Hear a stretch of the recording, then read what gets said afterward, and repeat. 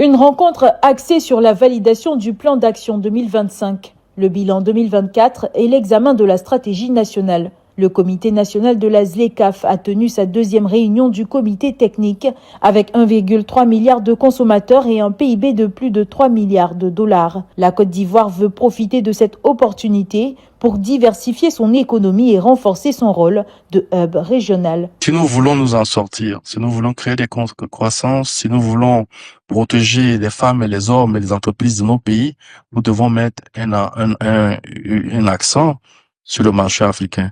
Le marché de la ZLECAf est un marché important, constitue une sorte d'assurance pour nos pays.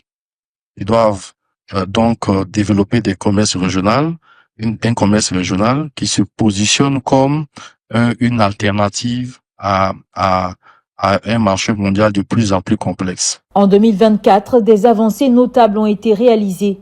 Notamment la deuxième édition du Hub Import-Export a dynamisé les échanges. Une mission au Ghana a renforcé les liens avec le secrétariat de la ZLECAf et plus de 200 PME ont été sensibilisées aux réglementations transfrontalières. Une étude a identifié des secteurs clés comme le cacao, l'anacarde, le coton, le café et l'éthique. Nous avons identifié tous les risques qu'il peut y avoir parce que dans ce genre de projet, effectivement, vous ouvrez vos frontières de la même façon que vous accédez librement à d'autres marchés sur je veux dire, le continent africain, vous ouvrez aussi votre marché.